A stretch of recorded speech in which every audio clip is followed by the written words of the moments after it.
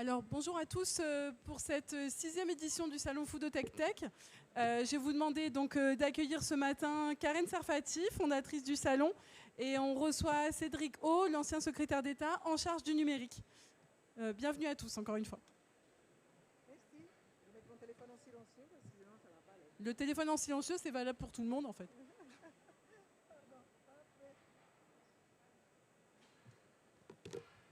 Bonjour à tous. D'abord, merci d'être là avec nous. C'est la 6e édition. Je ne suis jamais habituée à faire ce moment d'ouverture. Donc, j'ai mes petites feuilles devant moi. Je dois vous dire que je suis toujours hyper émue de vous voir et de voir comment le salon grandit tous les ans.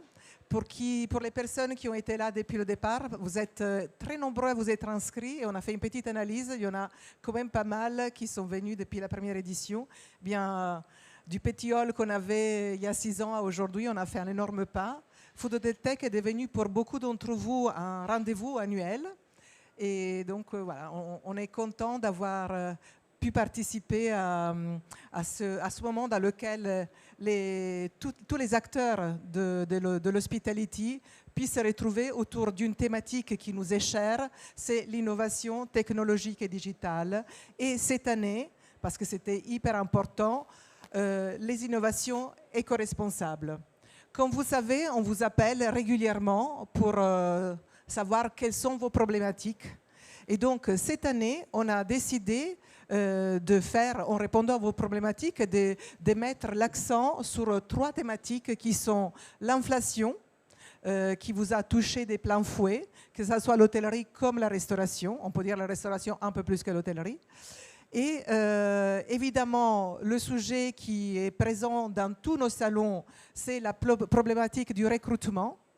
Et enfin, la loi AGEC qui a touché de plein fouet énormément d'entre vous. Comment trouver les solutions les plus adaptées à votre établissement. Vous allez trouver pendant ces 2 jours du salon plein de tables rondes sur ces sujets et évidemment dans les allées du salon différentes solutions très innovantes qui peuvent vous aider à résoudre ou à améliorer ces thématiques.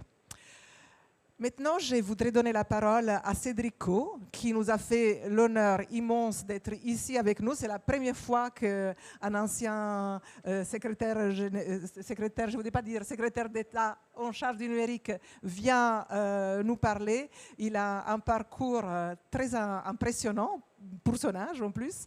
Il a travaillé avec Dominique Strauss-Kahn, avec Pierre Moscovici, mais surtout, il était un membre fondateur du mouvement En Marche depuis 2017, avant 2017, quand il était fondateur.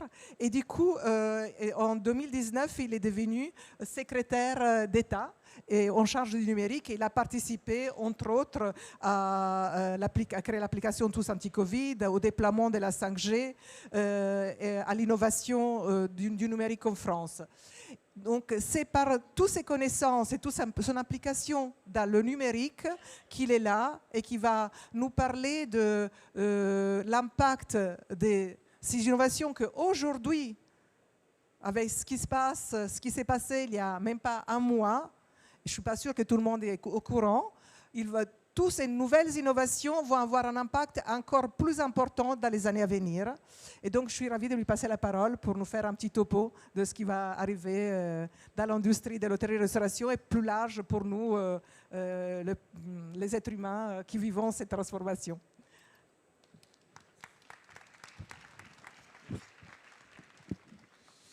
Merci beaucoup. Bonjour à toutes, bonjour à tous.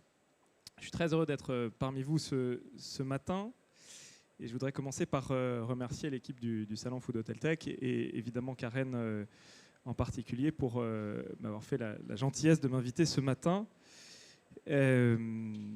Pour parler, alors en partie vous verrez du sujet de l'hôtellerie et de la restauration, mais peut-être de manière un peu plus générale, de prendre un pas de recul et de vous faire en quelques minutes toucher du doigt ce sujet des révolutions technologiques, particulièrement de la révolution numérique, mais pas seulement de la révolution numérique, que nous vivons actuellement. Et on va dire, les opportunités, mais aussi les enjeux que cela représente. Alors, je dois avouer que j'étais très heureux que Karen Serfati me propose de faire la conférence d'ouverture, mais il se trouve que le sujet de la transition numérique de l'hôtellerie-restauration n'était pas complètement au cœur de mes compétences dans le cadre de mes activités ministérielles. Alors, vous me direz, il arrive que des ministres parlent de choses qu'ils connaissent assez peu, mais ça m'a demandé quand même un petit peu de préparation. Donc j'ai commencé à réfléchir au sujet, je me suis dit que j'ai travaillé à peu près 1 heure, 1 heure et demie sur le sujet en me disant, bon, est-ce que je peux peut-être partir de mon expérience de consommateur, je peux partir des résonances qu'il peut y avoir dans la transition numérique de l'hôtellerie-restauration avec d'autres secteurs. Il se trouve qu'avant d'être conseiller du président et ministre du numérique, j'ai travaillé dans le privé et que j'ai géré, par exemple, une partie de la transition numérique du groupe Safran. Et donc, on peut retrouver un certain nombre, même si ce n'est pas les mêmes domaines, de résonance entre ces sujets. Et puis, au bout d'1 heure et demie, je me suis dit, mais en fait, c'est un peu bête d'y passer trop de temps, d'autant qu'il se trouve qu'il y a quelques jours, j'ai eu des jumeaux. Et pour ceux qui ont eu l'occasion, peut-être dans la salle, d'avoir des jumeaux, vous assistez à une contraction de l'espace-temps disponible qui est assez frappante. Et je me suis dit, mais en fait, pour tous les gens qui sont dans ma situation, aujourd'hui, il y a un outil qui est absolument extraordinaire et qui sert à ça. C'est ChatGPT. Alors, ChatGPT, je ne sais pas si... j'imagine que la plupart des gens présents dans la salle ont déjà entendu parler. Je ne sais pas si vous avez déjà testé, mais je vous conseille de tester. Pour ceux qui n'auraient pas allumé les informations depuis 1 ou 2 mois, je vais rappeler ce que c'est. C'est donc... ChatGPT, c'est ce qu'on appelle un LLM, un Large Language Model. C'est donc un modèle d'intelligence artificielle qui est entraîné sur des sommes astronomiques de données, puisque ChatGPT a vraisemblablement été entraîné sur à peu près tout ce que contient Internet jusqu'en 2021, et qui se présente sous la forme d'une espèce de chatbot ou de robot conversationnel, c'est-à-dire une forme d'intelligence artificielle à qui vous pouvez poser à peu près n'importe quelle question. Et je me suis dit, plutôt que de passer trop de temps sur la question de la transition numérique de l'hôtellerie-restauration, je vais poser la question à ChatGPT. Donc je me suis connecté et je lui ai demandé, bonjour, peux-tu me parler de la transition numérique du secteur de l'hôtellerie-restauration ? Il lui a fallu à peu près 7-8 secondes, j'ai chronométré, et je vais pas vous lire toute la réponse, parce qu'elle est assez longue, mais je vais vous donner un aperçu de la réponse. Ça commence donc par une introduction. La transition numérique dans le secteur de l'hôtellerie-restauration concerne l'utilisation de la technologie pour améliorer l'expérience client, optimiser la gestion des opérations et améliorer la rentabilité. S'en suivent un certain nombre de cas d'usage du numérique dans l'hôtellerie-restauration. Il y en a 5. La réservation en ligne, le paiement en ligne, les menus, la digitalisation des menus, la gestion des stocks et le marketing digital. Avec à chaque fois une déclinaison très bien articulée. Sur la gestion des stocks, les logiciels de gestion de stock permettent aux entreprises de mieux contrôler leur inventaire et de réduire le gaspillage. Ces logiciels peuvent être utilisés pour suivre les niveaux de stock en temps réel, prévoir la demande et ajuster les commandes en conséquence. Et tout cela se termine par une chute, comme dans tout essai bien rédigé par un être humain. En adoptant ces technologies, les entreprises du secteur de l'hôtellerie-restauration peuvent améliorer l'expérience client, réduire les coûts et améliorer la rentabilité. Cependant, il est important que les entreprises prennent en compte les besoins et les préférences de leurs clients lorsqu'elles mettent en place des solutions numériques. Alors, pour ceux qui ont déjà fait le test de ChatGPT, tout ça est assez connu. Pour ceux qui ne l'ont pas fait, je vous conseille d'aller faire le test. Parce que ce qui est assez vrai, c'est que les résultats sont absolument bluffants. Et ceci appelle, je pense, un certain nombre de commentaires. Le premier commentaire, c'est que ce qu'a écrit ChatGPT sur un sujet très particulier, qui est la transition numérique du secteur de l'hôtellerie-restauration, en 7 secondes, est relativement meilleur que ce que moi j'avais produit en 1 heure et demie. Alors, moi je n'y connaissais rien, mais ce qui est assez intéressant, c'est que c'était aussi, il faut le dire, relativement meilleur que ce que ma femme m'a répondu en 5 minutes, sachant que ma femme travaille dans le secteur de l'hôtellerie-restauration. Alors, ChatGPT n'avait pas les jumeaux dans les bras au moment où il a répondu, mais quand même. Premier commentaire, c'est que c'est assez intéressant. Le deuxième commentaire, et là, c'est là qu'on passe à un peu plus de généralisation, c'est que ChatGPT ne fait pas que créer des textes ou produire des textes sur le secteur de l'hôtellerie-restauration. La vérité, c'est que ChatGPT est capable de produire des textes, des résumés de textes, du savoir sur à peu près n'importe quoi. Ça peut être les guerres puniques, ça peut être la rivalité entre les États-Unis et la Chine, ça peut être, vous pouvez demander à ChatGPT ce que j'ai fait pour tester vous courez le marathon de New York dans 2 mois, vous êtes disponible le lundi, le mardi, le vendredi, vous avez à chaque fois 2 heures de temps disponible et vous voulez courir le marathon de New York en 4 minutes 30 par kilomètre, il vous fait votre programme d'entraînement et si vous lui demandez la nutrition qui va avec, il vous fait la nutrition. Vous pouvez aussi demander à ChatGPT de vous écrire le code qui va permettre de faire le site internet du salon Food Hotel Tech et c'est par ailleurs ce que ChatGPT fait le mieux, c'est d'écrire du code.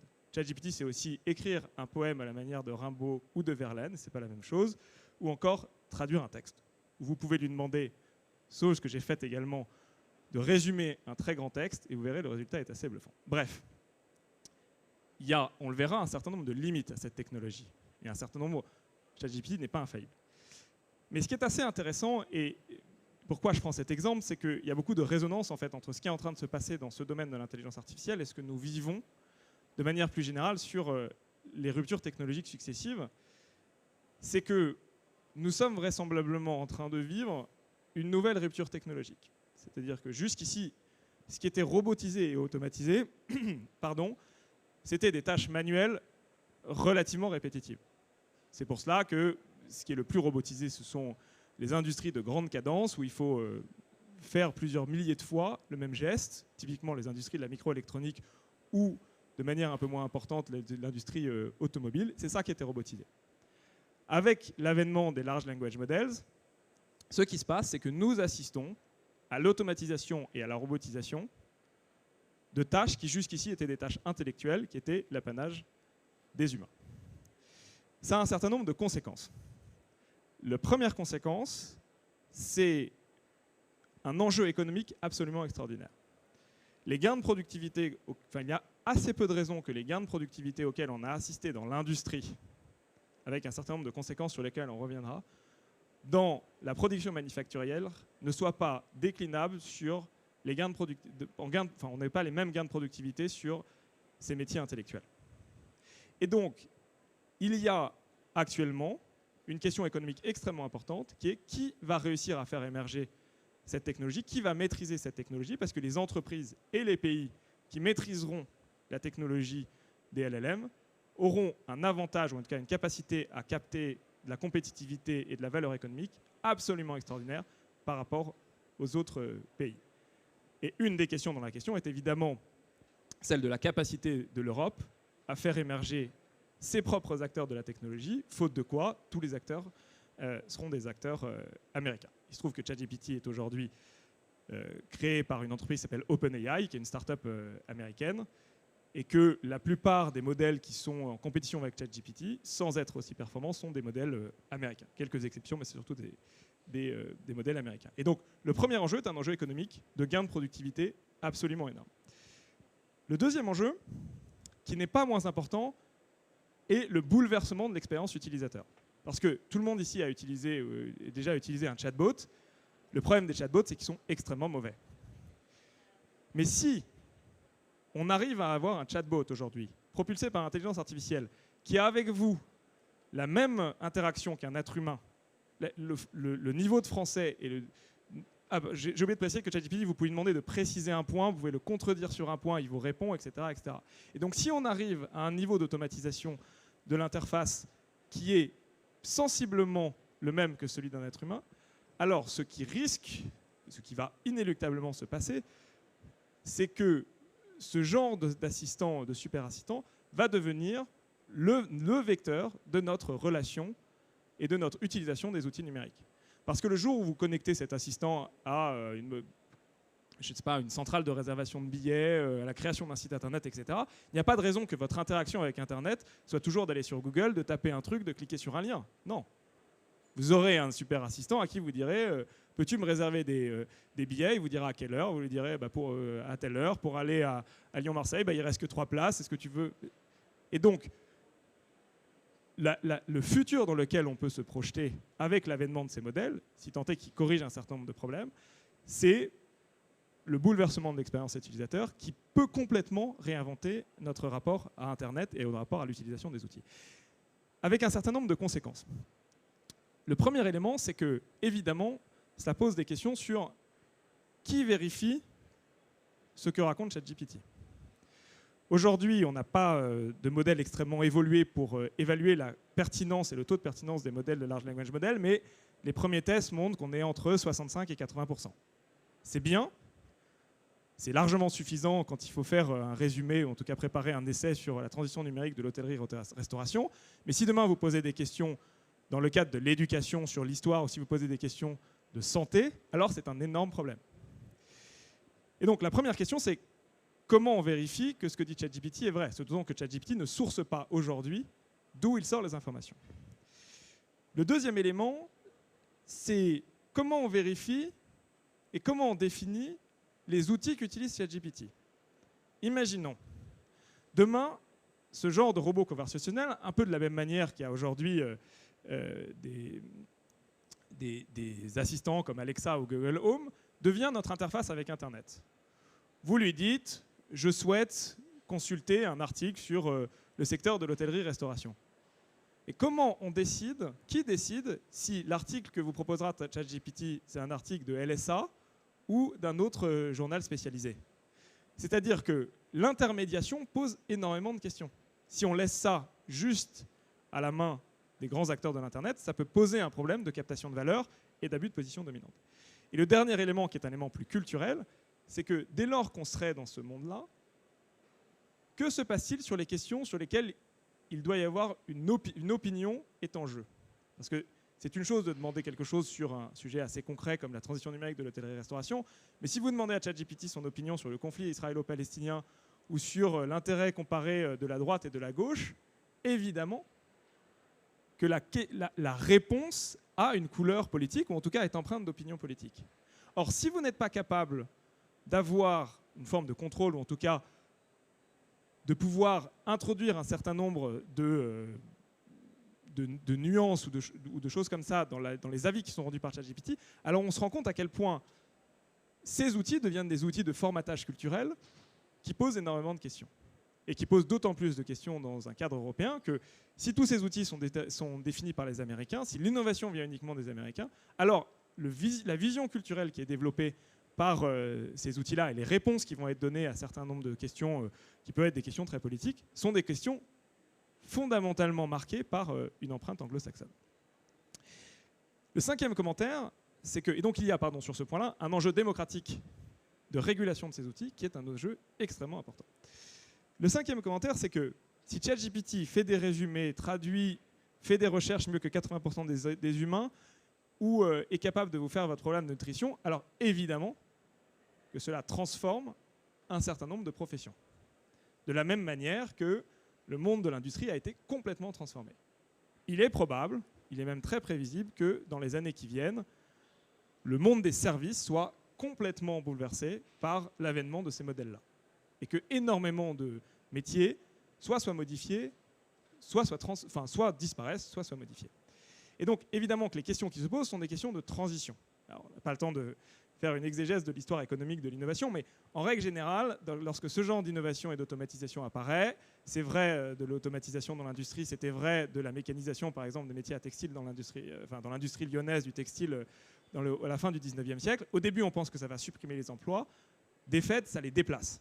Ça a plutôt tendance d'ailleurs à en créer un peu plus qu'à en détruire. Mais il y a une question de transition, de formation et de reformation des gens. Bref. Le cinquième commentaire, c'est qu'évidemment, un outil aussi transformant, ça induit énormément de transformation et ça s'accompagne.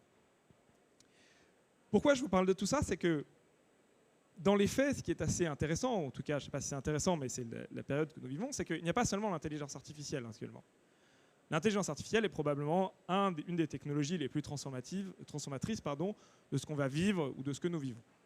Mais si on regarde les autres technologies qui changent énormément de choses dans la manière dont notre économie et nos sociétés évoluent, vous avez certes l'intelligence artificielle, vous avez d'autres technologies liées au numérique, vous avez la blockchain, vous avez le calcul quantique, mais vous avez aussi un certain nombre de technologies qui sont non liées au numérique, ce qui se passe dans les biotechnologies, ce qui passe en matière de maîtrise de la génétique, ce qui se passe en santé et en augmentation des capacités humaines. Et donc, nous sommes dans une période assez spéciale dans l'histoire des sociétés humaines, qui est une période de rupture technologique avec une addition, en tout cas une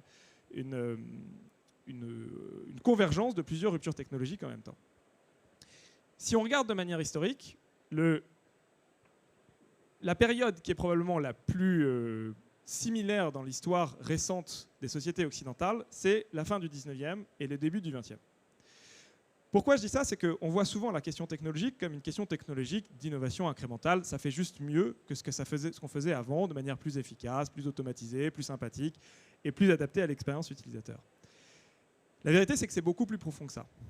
Si on regarde ce qui se passe à la fin du 19e et du début du 20e, vous avez plusieurs révolutions qui convergent en même temps.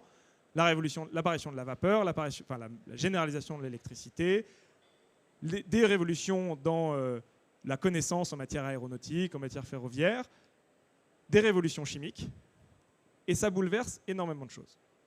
Ça bouleverse d'abord les équilibres économiques. Si vous regardez aujourd'hui les grands groupes du CAC 40, leur âge moyen, c'est 120 ans. Ce qui s'est passé, c'est que fin du 19e, début du 20e, ont émergé énormément de startups de l'époque, d'entreprises extrêmement innovantes, qui sont devenues les très grandes entreprises qui ont fait la prospérité de la France dans le siècle qui a suivi.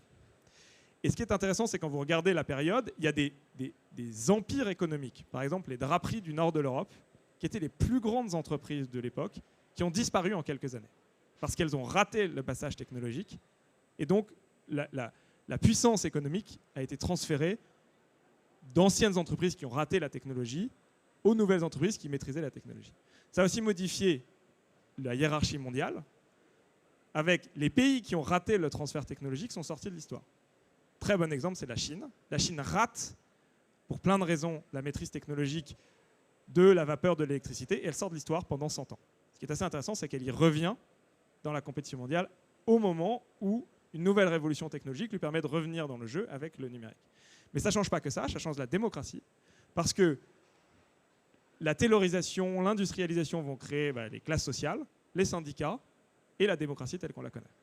Et donc, une rupture technologique est à l'origine d'un changement complet de la société. Et dernier élément, c'est que, enfin pas dernier élément, mais dernier élément particulièrement notable, c'est que ça va aussi changer le rapport entre les gens, parce que la durée de vie s'allonge et les distances se raccourcissent. Parce que quand vous avez le TGV, enfin pas le TGV à l'époque, mais le train, évidemment que vous pouvez avoir accès à des membres de votre famille ou à des contrées auxquelles vous n'aviez pas accès quand vous n'aviez pas la vapeur. Bref. Et donc, on voit que sur la base d'une rupture technologique, ce n'est pas seulement la technologie qui change, c'est tout. Le numérique, c'est exactement la même chose. Ça change les rapports de force économiques. Si vous prenez les 10 plus grandes entreprises du monde aujourd'hui, il y en a 8 qui sont des entreprises de la tech ou du numérique. Il y en a 6 qui n'existaient pas il y a 25 ans. Donc sur les 10 plus grandes entreprises du numérique, les entreprises du monde aujourd'hui, il y en a 6 qui n'existaient pas il y a 25 ans. Ça change les rapports de force entre les pays.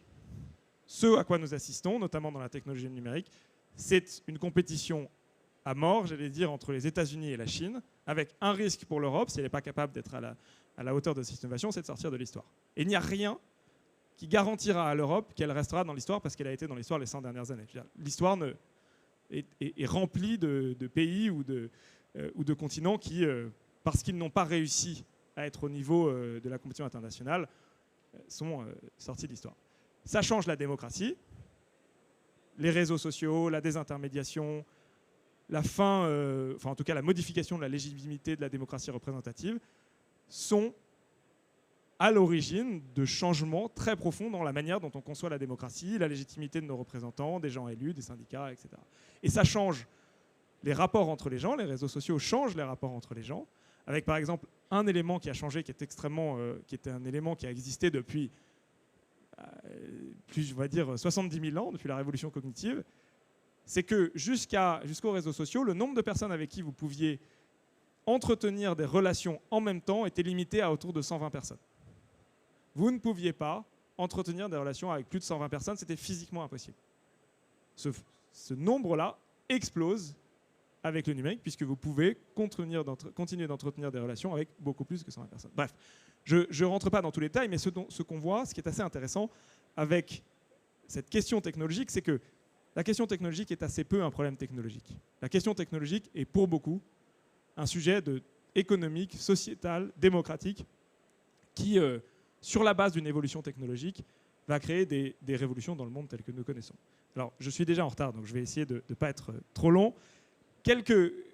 Si je résume, en gros, les enjeux qui me semblent être ceux de l'Europe, et on peut faire des liens avec la question de l'innovation dans tous les secteurs. je pense que le premier enjeu qui est le nôtre, c'est de ne pas sortir de l'histoire, pour revenir à ce que je disais tout à l'heure. Aujourd'hui, je le disais, sur les 10 plus grandes entreprises du monde, 8 sont dans la tech. 6 n'existaient pas il y a 25 ans, aucune n'est européenne. Dans les outils technologiques que nous utilisons aujourd'hui, vos téléphones, les réseaux sociaux que vous utilisez, les moteurs de recherche que vous utilisez, les places de marché que vous utilisez, les systèmes d'opération qui sont sur vos téléphones, tout est américain, chinois ou coréen, rien n'est européen. Et donc, le risque, si nous ne sommes pas capables d'innover, c'est que la plupart de la valeur parte à l'étranger. Est-ce qu'on a la capacité d'être dans cette compétition? Bien sûr, parce qu'une bonne partie des choses sur lesquelles vous travaillez, qui sont produites par des entreprises américaines, vient de cerveaux européens qui travaillent pour des entreprises américaines. Aujourd'hui, si vous regardez sur les large language models, revenons sur les ChatGPT. Le ChatGPT de Facebook, Facebook a publié un papier sur son propre ChatGPT qui s'appelle Llama, est signé par 14 chercheurs. Sur les 14, il y en a 11 qui sont français. Et donc, nous avons, pour peu que nous nous en donnions les moyens, pour peu que nous croyions en nos capacités, pour peu que nous ayons les bonnes incitations fiscales, etc., nous avons les capacités d'être dans la compétition mondiale de l'innovation. Et c'est pour ça que, quand je dis la compétition mondiale de l'innovation, c'est dans tous les secteurs. Il n'y a pas un secteur noble et un secteur pas noble, y compris dans le secteur de l'hôtellerie-restauration. Le deuxième défi, c'est qu'il faut inventer une régulation. Évidemment, ça pose énormément de questions. Ça pose d'autant plus de questions que Internet est par essence international. Et donc, les questions de régulation sont beaucoup plus complexes, mais il faut inventer une régulation. Si je fais un parallèle pour revenir au sujet du 19e siècle et du 20e siècle, si on regarde historiquement l'introduction du train dans les sociétés occidentales, au début, personne ne voulait monter dans les trains. Pour une raison assez simple. Pour la première fois dans la vie des gens, ils étaient transportés par quelque chose dont ils ne comprenaient pas comment ça marchait. Quand vous êtes dans une charrette, c'est assez facile de comprendre comment ça marche. Quand vous montez sur un train, il n'y a pas grand monde qui comprend le principe, en tout cas au début, mais même aujourd'hui, du piston, de la vapeur, etc., etc. Et il a fallu que l'État impose des normes et que donc il y ait un transfert de confiance de la technologie vers un organisme représentatif qui est l'État, capable d'assurer que lui était capable de savoir ce qui se passait et de certifier la manière dont quand les gens montaient sur un train, il n'y avait pas de problème. Le numérique, c'est exactement la même chose. On a une technologie qui avance extrêmement vite et il faut créer les normes. Je vais assez vite parce que je sens que Karen s'impatiente. Il reste 3 points. Troisième point, il faut gérer évidemment la transition sociale. Je n'y viendrai pas, mais il y a des transformations dans les métiers. Ça ne sert à rien de considérer qu'il ne faut pas que ça arrive, ça arrivera. La question, c'est est-ce qu'on en est des acteurs ou est-ce qu'on le subit? Il faut gérer les transitions sociétales et démocratiques. Je pourrais passer beaucoup de temps sur le sujet, mais il est vraisemblable que nos démocraties n'étaient pas suffisamment matures pour gérer la libéralisation de l'information liée à l'avènement d'Internet. Si vous lisez des bouquins comme ceux du sociologue Gérald Bronner qui s'appelle Apocalypse cognitive, c'est extrêmement intéressant. Nous avons besoin d'éduquer les gens et d'éduquer les citoyens à l'abondance d'informations. Et donc il y a un énorme sujet de formation et de reformation. Et quand je dis gérer la transition, c'est dans la société, dans les entreprises. Évidemment que l'avènement de ces technologies change énormément de choses au niveau de la petite cellule qu'est l'entreprise et que toute la question de comment je gère en interne ces questions-là est absolument essentielle. Et enfin, 2 derniers éléments. Je pense que c'est le plus important, il faut inventer un récit autour de cette histoire. Nous sommes actuellement dans une forme de... À la fois, on a des endroits comme ici où on innove, où on se projette dans l'avenir.